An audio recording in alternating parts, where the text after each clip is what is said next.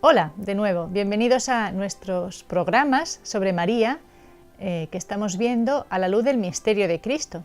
Estamos siguiendo para estos programas la encíclica que Juan Pablo II escribió sobre la Virgen María, que se llama La Redemptoris Mater, y que aconsejamos que la leáis detenidamente y que la leáis meditativamente, porque no solamente enriquece mucho nuestro concepto sobre la Virgen María, sino que también realmente abre mucho nuestro ángulo de visión para ver qué es lo que significa el plan de salvación de Dios y cuál es su actuación, cómo Dios actúa. Porque María lo vio en su propia vida y María dio testimonio de ello también en su propia vida. Lo que Dios hace en María, a lo grande, porque María es una persona humana excepcional, entre nosotros que somos miembros de la Iglesia, lo que hace en ella, digamos, a lo grande, lo hace en cada uno de sus hijos también, en una proporción distinta, según la medida de la gracia. Pero realmente, como se ha dicho de María, es como una carta de Dios escrita, ¿no? Como que Dios ha escrito en ella con su propia escritura, se reconocen los trazos de Dios, la forma de actuar de Dios. Es un libro vivo, es un libro vivo. Todos los santos son un libro vivo, pero María es un libro completo, ¿no? Donde está todo aquello que Dios quiere hacer por la humanidad, desde los orígenes hasta la consumación de la historia, ¿no? Desde los orígenes, porque María es concebida sin pecado original, como Adán y Eva, como el paraíso, hasta la consumación, donde ella también aparece, por ejemplo, en el libro del Apocalipsis, en la consumación de la historia. En esta reflexión, el Papa va a hablar precisamente en la última parte, tercera parte, sobre la mediación de María, unida a Cristo, Jesucristo, mediador.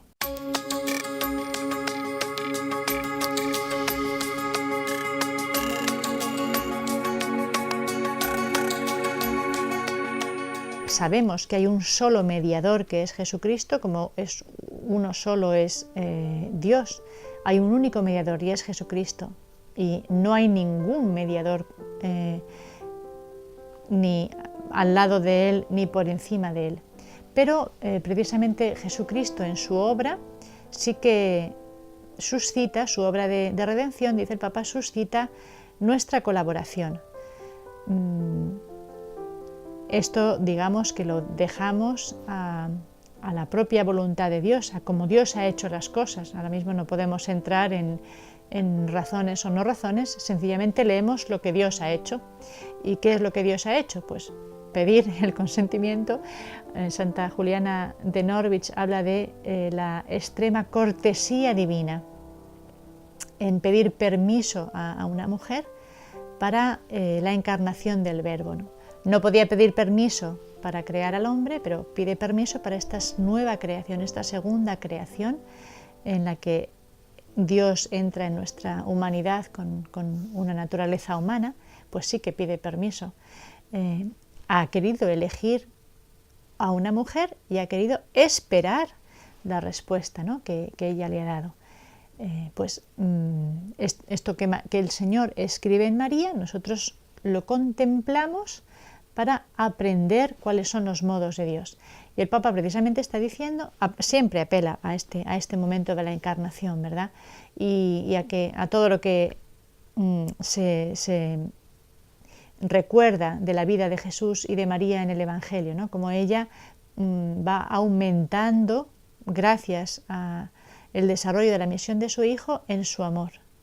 Y este amor la hace, digamos, capaz de acoger una maternidad mucho más universal, como hemos dicho ya en otros capítulos. Precisamente cuando el Papa se vuelve a fijar su pensamiento evidentemente cae siempre como en los grandes acontecimientos de la vida de María y de la vida de la salvación. Cuando se vuelve a fijar en la encarnación, esta vez nos comenta un aspecto que puede pasar un poquito por alto, pero que conviene pensar. Y es precisamente esta disposición que María revela cuando el ángel le comenta, le pide su consentimiento a la maternidad. Ella pone delante de la consideración de Dios su situación. Yo no conozco varón. Y allí nos está ya manifestando, revelando su virginidad. No solamente virginidad en ese momento, María era virgen, sino su propósito de virginidad, porque si no, la objeción no hubiera tenido sentido, claro. Ella está revelando cuál es su determinación interior, cómo ella ya se ha consagrado, ya ha entregado lo más íntimo de su persona a Dios y no cuenta con volver a retomar aquello que ella ya ha entregado. Y de hecho el ángel le dice que esto no será obstáculo, porque precisamente en esta virginidad se va a manifestar de una manera mucho más explícita y más adecuada la paternidad única de Dios Padre. Jesucristo es el Hijo del Padre. Se hace hombre en el seno de María, es hijo de mujer, es hijo de María, pero su paternidad, su Padre, es Dios Padre. Entonces el ángel le dice que esto no será obstáculo porque su concepción se realizará por obra del Espíritu Santo, lo cual en cierta manera es una consecuencia de su apertura a Dios en el Espíritu Santo. Puede recibir precisamente este don de la maternidad porque ella se ha dado esponsalmente a Dios y al Espíritu Santo. Y esto la convierte a María como en la compañera adecuada, ¿no? Como en la nueva Eva.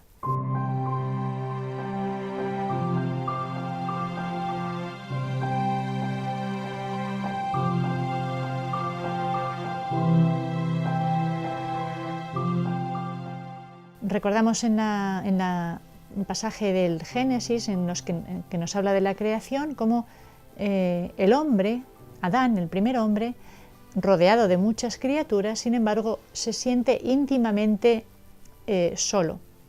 Y Dios, viendo esta soledad y que esta soledad no responde a la imagen trinitaria, recordemos que en la Trinidad hay una unidad, hay un único Dios, pero hay una comunión de personas, son 3 personas, y esta comunión necesita también ser compartida por el hombre, esta vocación intrínseca a la comunión, que está ya en Dios y que el hombre, por ser imagen de Dios y por ser creado a semejanza de Dios, también tiene que vivir.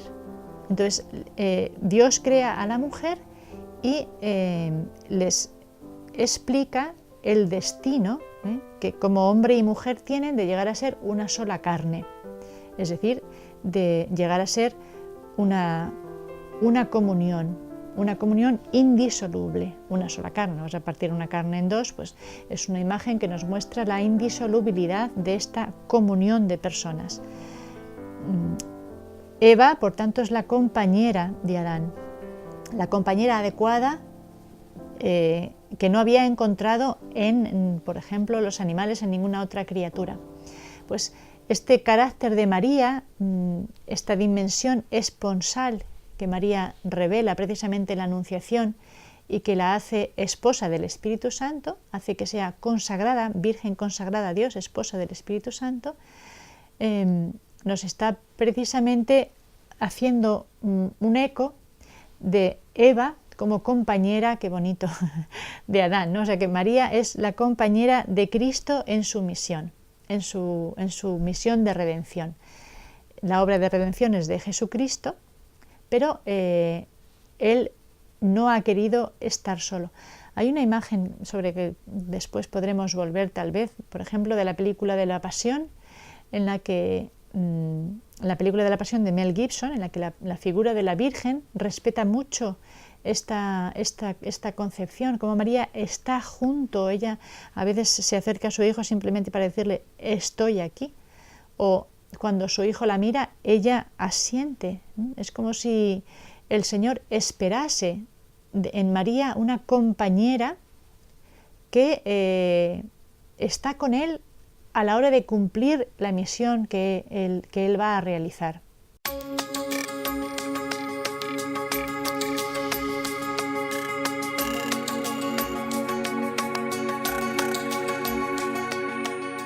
Por esto el Papa va a llamar a María, va a describirla como una compañera singularmente generosa de Cristo en su obra de la redención.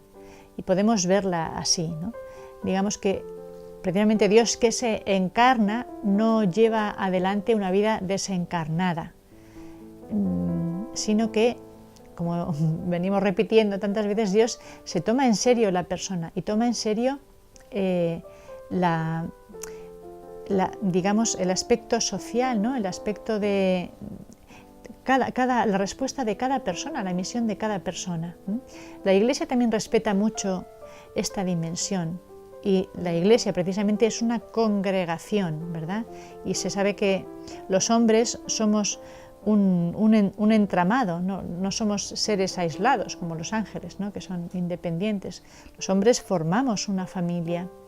Y precisamente en la familia, en el diálogo, en el encuentro, enriquecemos y llevamos a nuestro máximo desarrollo, nuestro propio pensamiento, nuestra propia personalidad. Pues Dios realmente durante su vida contó también, en este caso, con la compañía de su madre, con María que le seguía y que le acompañaba durante su vida. Aunque evidentemente ella no sabía, no era quien determinaba, porque determinaba Dios Padre la vida de su hijo, pero ella le acompaña como una generosa compañera, una compañera singularmente generosa. Qué cosa tan hermosa. Alguien que pone a total disposición lo que es, incluso el amor que tiene por esa persona, lo pone a disposición de la función del hijo. Que el hijo, en un cierto sentido, no lo va a devolver a la madre, sino que lo va a revertir hacia los hijos. Esta es la misión del hijo, no es devolverle a la madre lo que la madre le da, sino tomar aquello que da la madre y repartirlo, darlo a las almas, ¿no? Bien bonita esta imagen de María compañera que vacía de nuevo su amor por Jesucristo, para que Jesucristo se dé por entero a las almas sin pedir ella nada. Y esta es siempre su actitud. Cuando nosotros nos volvemos a María, lo que nosotros experimentamos no es que María acapara nuestra atención, sino que Él la devuelve siempre a su Hijo. Y cuando su Hijo mira a su madre, está viendo en ella todo el bien que quiere hacernos a nosotros. Es su compañera. Así, en este sentido, María es mediadora, se pone entre Dios y los hombres, está puesta entre Dios y los hombres para simplemente, o sea, para la salvación y para la restauración de la vida sobrenatural en la humanidad. Experimentemos también nosotros esta acción de la Virgen, ¿no? Cómo acercarnos a ella significa acercarnos al misterio de Cristo y acercar a nosotros el misterio redentor y salvador de Jesucristo. Y mirar a la Virgen y querer a la Virgen es el camino más corto para llegar a Jesucristo sin perdernos por el camino y sin perder nada de la doctrina, del depósito de la fe por el camino, porque ella conservó todo en su corazón y se mantuvo fiel al pie de la cruz. Pues seguiremos comentando estas palabras, estas reflexiones del Papa en el próximo capítulo.